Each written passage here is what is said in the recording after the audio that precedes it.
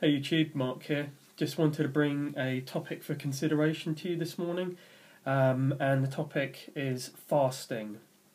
Now, if you're a King James Bible reader, you'll have no trouble with this topic and you'll understand its relevance to your life as a Christian. I fast, I certainly did fast, I haven't done it so much lately, and fasting is an incredibly powerful addition to your arsenal as a Christian.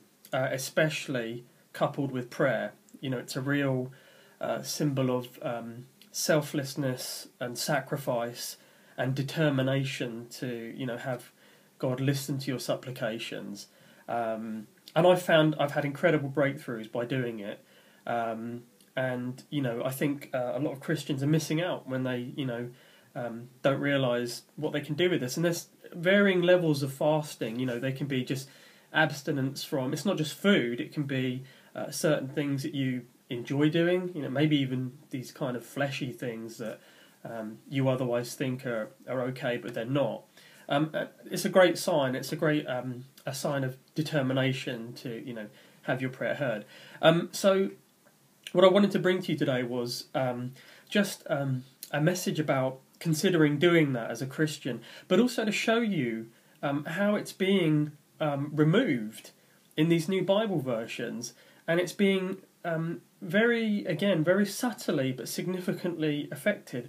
And I wanted to bring to you 6 verses today for your consideration to take a look at and to see these subtle changes and what they're doing with this, and also to exhort you to consider fasting.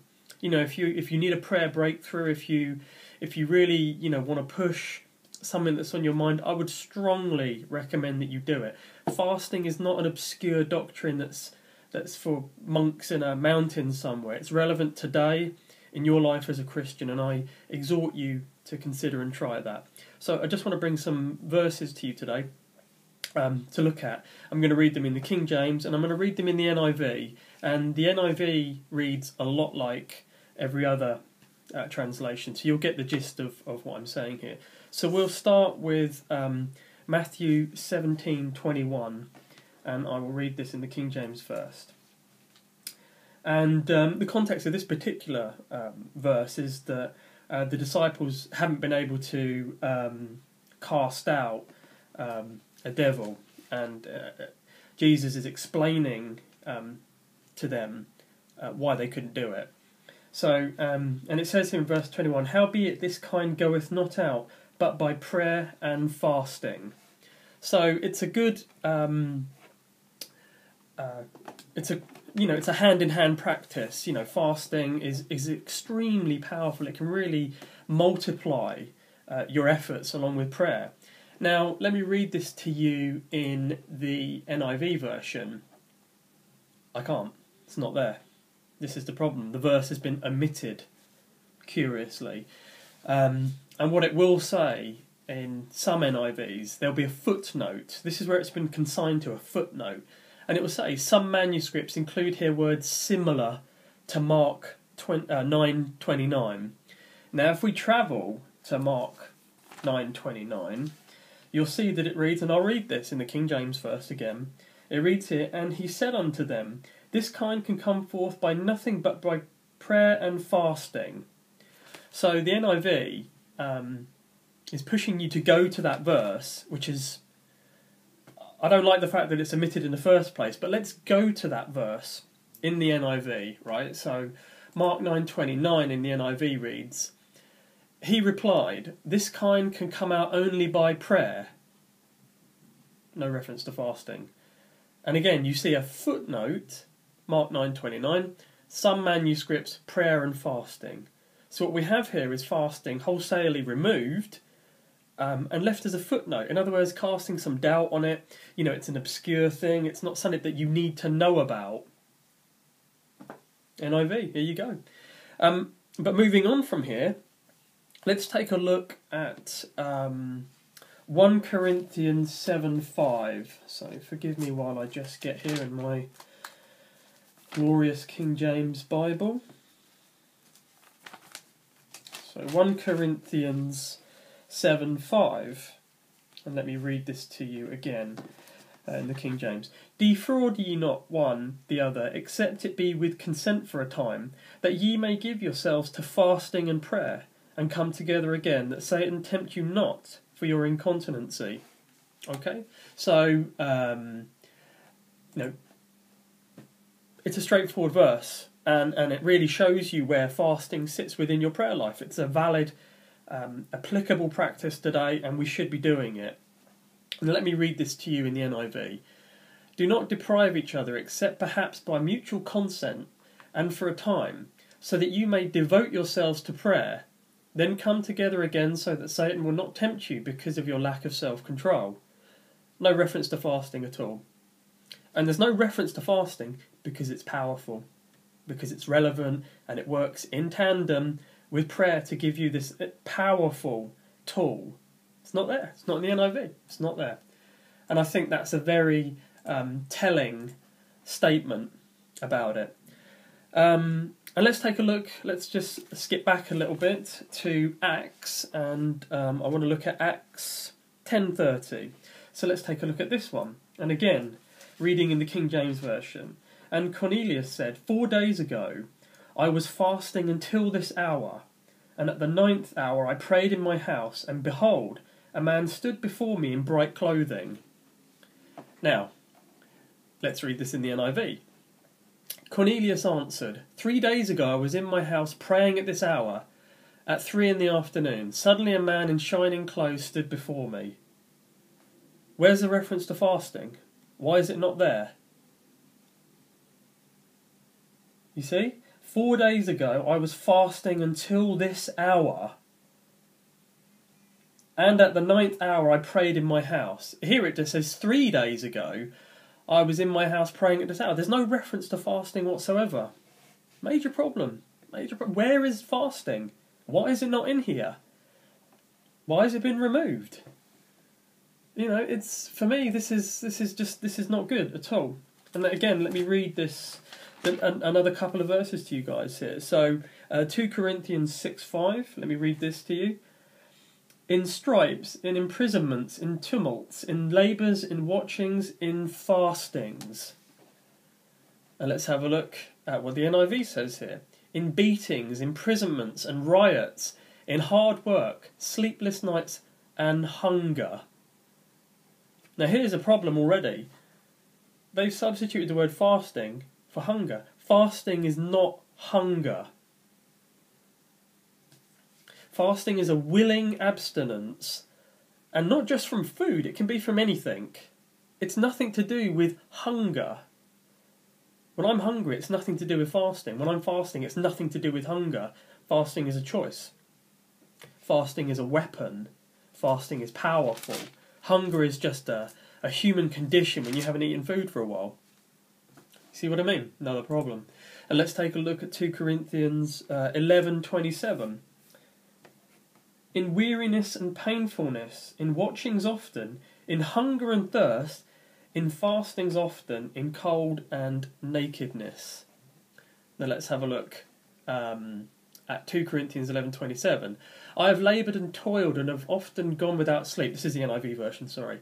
I have known hunger and thirst and have often gone without food. I have been cold and naked. Now you see what they've done here. So it says hunger and thirst. Okay, it says hunger and thirst in the King James Bible. It says in fastings here. But they say, have often gone without food. Why the focus on food? And why no mention of the word fasting? Again, as I said, fasting is a choice. Fasting isn't always food. It could be something that you enjoy. It could be your trip out somewhere. You're buying a game for your Xbox or something. It could be your favourite drink in the evening. It could be something that a couple of TV soaps that you like to watch. It could be something that takes you away from proper prayer and your walk with God. And these are the 6 verses that I wanted to bring to you. And this is the thing with fasting. It's a powerful partner to prayer. And I exhort you, brethren, to try fasting. And again, don't think that it's limited purely to food. Give it some consideration. Deprive yourself of something. Come to God in earnest and humble prayer with fasting. Fasting is powerful, guys. Why do you think it's being removed from the new Bible versions? Just think about it. Think about it. These are other problems, again, that people don't really think about. And I remember when I went to a church that I used to go to, and I remember telling them that I fasted. And they were all surprised. And you know why they were surprised? Because they don't know about it. These new Bible versions, they don't tell you about it. They don't give you any idea that it's there. But fasting is everywhere. It's in the Old Testament, it's in the New Testament, it's everywhere. It's incredibly powerful. And that's the reason it's taken out of the new versions, guys. And it's not just minor translation errors. Again, you look at 2 Corinthians 11:27. Have often gone without food.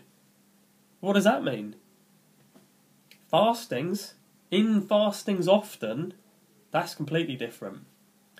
That's willing self-deprivation. That's coming to God in humility and dedication to the task at hand.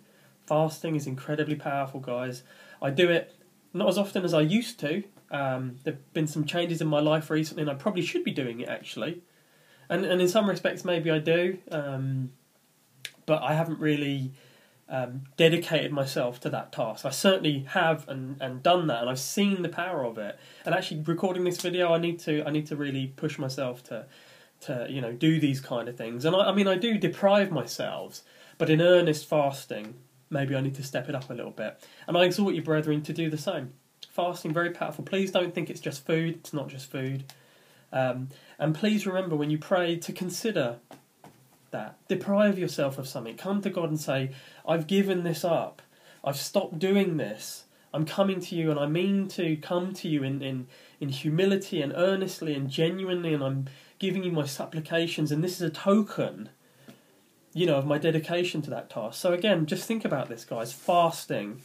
Why is it removed? Why is it changed? Why are they dumbing it down? Why are they focusing on hunger and food? Why are they not thinking? Why is it not there, guys? Again, one of the greatest ones is what was it? I think it was Mark, wasn't it? Yeah, Mark 9:29. Again, this is talking about getting rid of evil spirits, devils, that kind of thing. Fasting was the key, along with prayer. It's part of that puzzle. So when we have fasting removed from our lives, fellow brothers, we're crippled. We're crippled. We don't have the full arsenal. It's like going into battle, and all right, you've got a bayonet, but you don't have your 30-round clip in your M16. You're half equipped for battle. Fasting, very powerful, guys, and I really don't believe that enough Christians do it, and they don't do it because they don't know about it, and they don't know about it because they're reading the new apostate corrupted versions. That's really it. So I wanted to bring that to you guys. Please just go and check out the verses, go and look at them. And I just exhort you guys to consider fasting within your walk with God, your Christian life. Give it some consideration. When you come to God in prayer, if you're looking for a breakthrough, if you're looking for, it's like something's not happening, or you want to really ramp up your prayer life, consider fasting. Consider it. I've done it. I consider it an extremely powerful tool. And as I said, recording this video, it's got me thinking I should really be doing it more often. And I hope that I've exhorted the rest of you to do that. So thank you very much for watching. I hope it's edified and helped you. And I would love to hear your comments on this. Thanks very much. Cheers. Bye.